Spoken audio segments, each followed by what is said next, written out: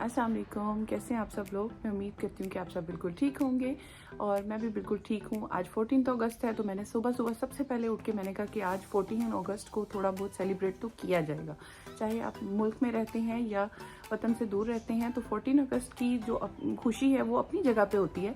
तो इसलिए सुबह सुबह बच्चों को छोड़ने से भी पहले सबसे पहले मैंने कहा कि आज ग्रीन कलर के कपड़े पहने जाएंगे।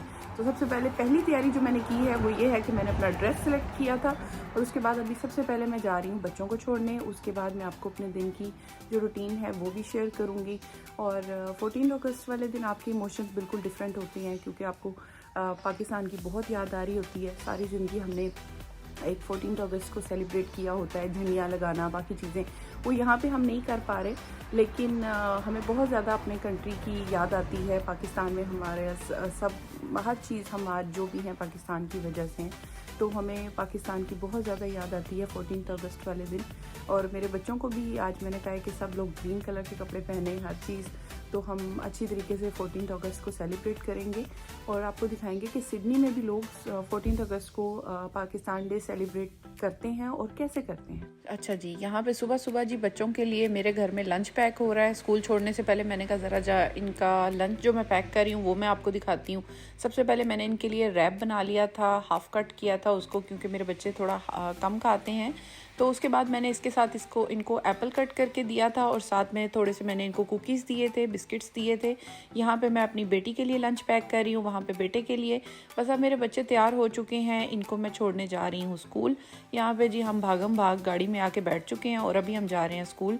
तो मेरे बच्चे भी हेलो हाय कर रहे हैं आपके साथ और अस्सलाम वालेकुम कह रहे हैं आप सबको।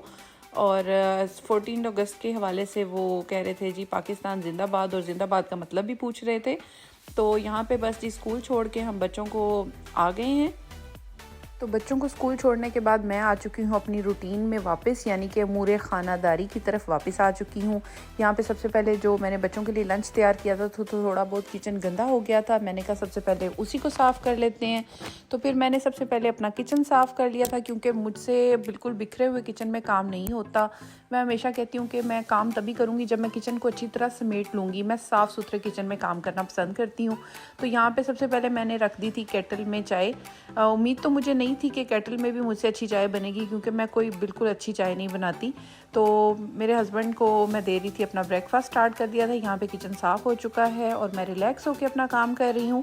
तो मैंने सबसे पहले डाल लिया था जी फ्रोज़न पराठा। मेरे हस्बैंड को फ्रोज़न पराठे काफ़ी पसंद हैं और मैं शाही के पराठे इस्तेमाल करती हूँ, ये मैंने पहले भी बताया था। और ये देखें जी मैंने आज एक नया जुगाड़ निकाला है। मैंने कहा जी काम को आसान किया जाए। मैंने पत्ती, चीनी, सौंफ और इलायची सब कुछ इकट्ठा करके डाल लिया था उनकी क्वांटिटीज़ लेके। यहाँ पे जैसे ही केटल में पानी उबल चुका है सब कुछ मैंने डाल दिया और इसको उबालना शुरू कर दिया। तो जैसे ही मेरी चाय उबल चुकी थी तो मैंने इसके अंदर दूध डाल दिया था। दूध शामिल करने के बाद बहुत ही आसान काम है जी। ऊपर से आप इसको ढक्कन लगा दें और नीचे से आंच बिल्कुल हल्की करके आप इसे भूल जाएं कि दुनिया में ये मौजूद भी है या नहीं। तकरीबन 10 मिनट के लिए भूलना है, उसके बाद नहीं भूलना, क्योंकि अगर आप उसके बाद भूलेंगे तो फिर ये आपको भूलने नहीं देगी क्योंकि आपका चूल्हा गंदा हो जाएगा। तो बस फिर मैं इसके साथ साथ अपने पराठों को फ्राई कर रही थी। देखें जी कितने फ्लफ़ी और मज़ेदार पराठे तैयार हुए हैं। वैसे ये मैंने नहीं बनाए, ये भी फ्रोज़न पराठे हैं। तो फ्रोज़न पराठों का तो आपको पता ही है कि बड़ा मज़े का काम है। बस चूल्हे पे रखा, फ्राई किया और बस दैट्स इट। तो ये भी चाय हमारी तैयार हो रही है। मैं चाय पे ज़्यादा फोकस कर रही हूँ। मैंने कहा क्या पता इसी तरीके से मेरी चाय अच्छी बन जाए। और यहाँ पे हम आपको मिलवाते हैं अपने किचन के नए सदस्य के साथ। सदस्य ही बोलते हैं मेरा ख्याल है हिंदी में। ये जो स्ट्रेनर है ना, ये मैंने नई परचेज़ किया। तकरीबन 1 साल तक मेरे घर में स्ट्रेनर नहीं थी, तो ये इससे मिल के मुझे बहुत खुशी हो रही है। तो आप भी इससे मिल के खुश हो जाएं। इसके बाद मैंने कहा हस्बैंड को कि चलते हैं, क्योंकि मैंने किसी ग्रुप में देखा था कि आज सिडनी में कोई 14 अगस्त की कोई रैली होगी। तो हम लोग चले गए हैं जी बाहर और अब हम देख रहे हैं कि कहाँ पे ये रैली हो रही है। तो जी आखिरकार हमें लोकेशन मिल गई है। हमने पेजेस को फॉलो किया था, वहीं से हम लोग देख के गए थे। तो ये ओबन में एक पाकिस्तानियों ने एक रैली निकाली हुई थी पाकिस्तान के हवाले से, 14 अगस्त के हवाले से। तो मैं आपको दिखाती हूँ जी यहाँ पे भी लोग 14 अगस्त किस तरह जोशो खरोश के साथ मना रहे हैं। कितना जज्बा है लोगों में।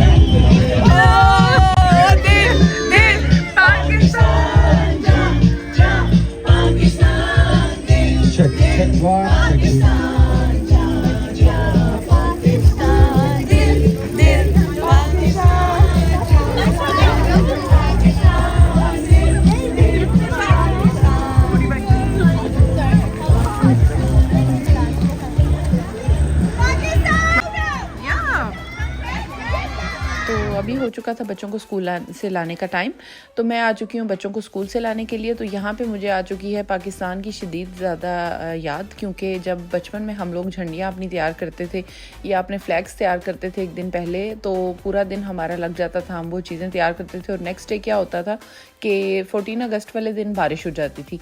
तो कसम से आज मुझे वही वाले चीज़ें याद आ गई थी कि 14 अगस्त कहीं भी चले जाओ आप, बारिश तो होना कंपलसरी है। एवरीथिंग इज़ वेरिएबल, बट 14 अगस्त पे बारिश होना इज़ कांस्टेंट। बस फिर घर आने के बाद मैंने कहा आज कुछ एक्साइटिंग सा बनाया जाए। बच्चों को भी जो है वो चिकन नहीं खाना था आज, तो मैंने कहा कुछ ऐसी चीज़ बनाते हैं जो हमारे कलर थीम के साथ भी मैच हो जाए। तो सोचने के बाद मुझे जहन में बहुत ख्याल आ रहा था कि बारिश हो रही है, तो मुझे तो साग बहुत याद आ रहा था। और ख़ास तौर पे सर्दियों में सरसों का साग तो हर इंसान को बड़ा अच्छा लगता है, लेकिन अफसोस की बात यह है कि यहाँ पे सरसों का साग इतना ईज़िली अवेलेबल नहीं है। मिल जाता है लेकिन कभी कभी, और इतना कॉमनली भी नहीं मिलता, तो इस वजह से नज़दीक की मार्केट से तो कभी नहीं मिलता। तो फिर मेरे पास सिर्फ एक ही ऑप्शन बचा था, वो थी पालक, जो कि अब इजीली अवेलेबल है। तो इसलिए फिर मैंने सोचा कि भाई पालक ही बना लेनी चाहिए। और अभी मैं पालक के लिए तैयारी कर रही थी। इसके लिए मैंने एक अनियन ले लिया था और एक टमाटो, इन दोनों को मैंने फाइनली चॉप कर लिया था। साथ में मैंने रख लिया था जिंजर गार्लिक पेस्ट। और मैं सारी तैयारी एक साथ इकट्ठी करने के बाद ही खाना बनाना स्टार्ट करती हूँ। ये मेरी आदत भी है, इससे मेरा कुकिंग टाइम भी काफ़ी सेव होता है और मुझे आसानी भी रहती है। तो मैंने यहाँ पे हरी मिर्चें भी काट ली हैं। अब मैं यहाँ पे मसाले तैयार कर रही हूँ। आलू भी मैंने छील लिए थे।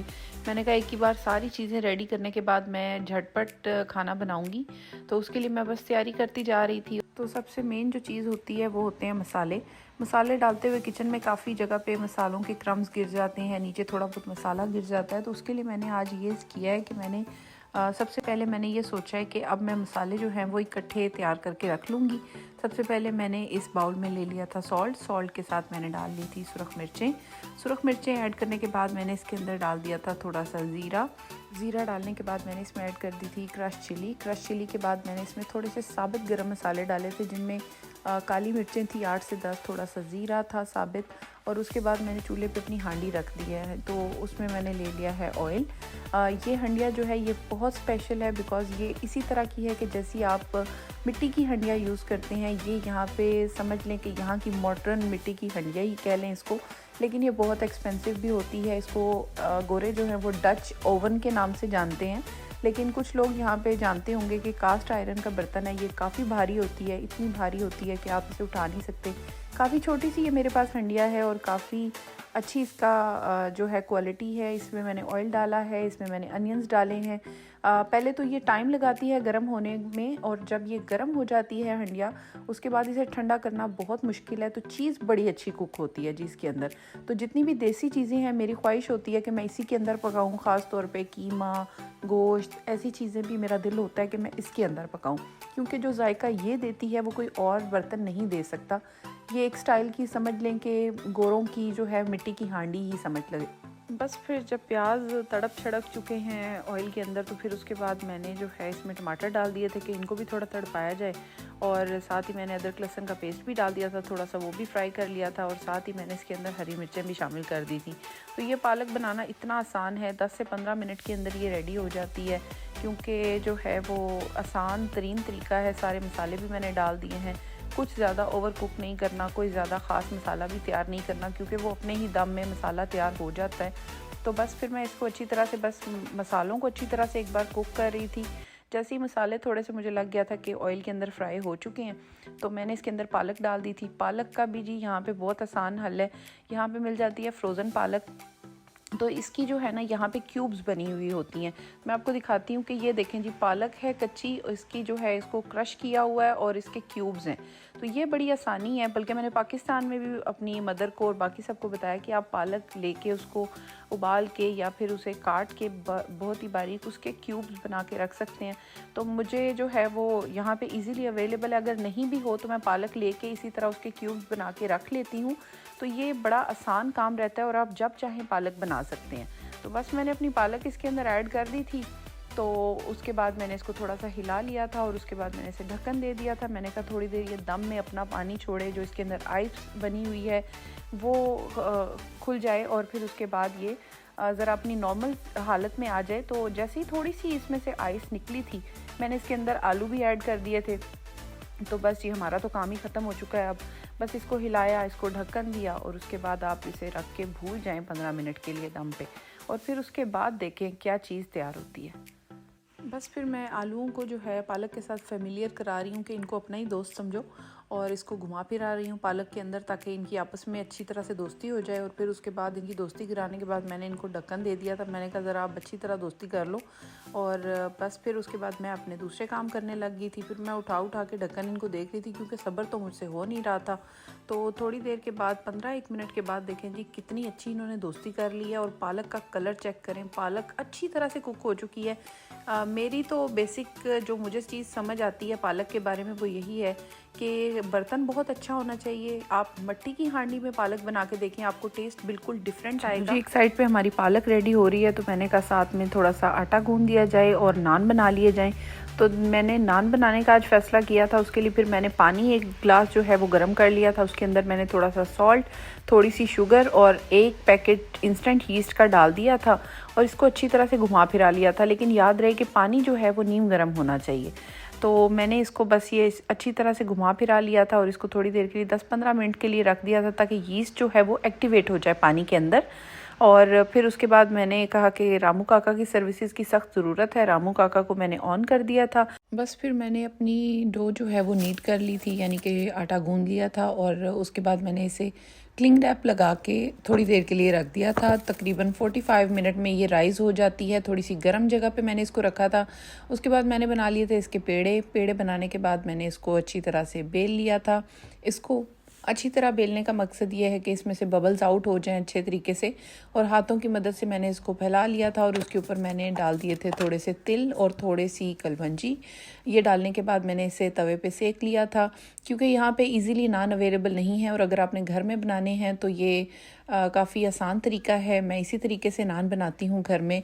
और उसके बाद जी आसिम भी आ चुके थे शहीदों में अपना नाम लिखवाने के लिए, और उन्होंने आके लस्सी बनाना स्टार्ट कर दी थी। उन्होंने कहा कि इसके साथ देसी खाने के साथ लस्सी तो ज़रूर होनी चाहिए। तो आज का हमारा वेजिटेरियन कॉम्बिनेशन बिल्कुल तैयार हो चुका है। यहाँ पे मैं अपना खाना डिश आउट कर रही हूँ। ये मैंने आलू पालक निकाल लिया है। इसके साथ मैंने सर्व किया था कच्ची सब्जियों का सलाद, और उसके ऊपर मैंने डाली थी फेटा चीज़। जिन लोगों को पनीर पसंद है वो इसके ऊपर पनीर भी डाल सकते हैं। और इसके साथ मैंने चटनी सर्व की थी, और यहाँ पे मैं डाल रही हूँ इसके लिए लस्सी। और ये हमारा देसी किस्म का ज़बरदस्त किस्म का मील तैयार है, और ये बहुत मज़े की बनी थी। और मैंने इसको लेमन के साथ स्क्वीज़ करके लिया था। ये बहुत मज़े की लग रही थी। यहाँ पे आसिम का दिल नहीं भर रहा था तो उन्होंने दोबारा से लिया था, और बहुत ज़्यादा सबको बहुत पसंद आया था खाना। मुझे उम्मीद है कि आपको मेरी रेसिपी बहुत पसंद आई होगी। ये क्विक और इजी रेसिपी है। अगर आपको मेरा व्लॉग पसंद आया हो तो please don't forget to subscribe, like, share and comment. Thank you so much for watching.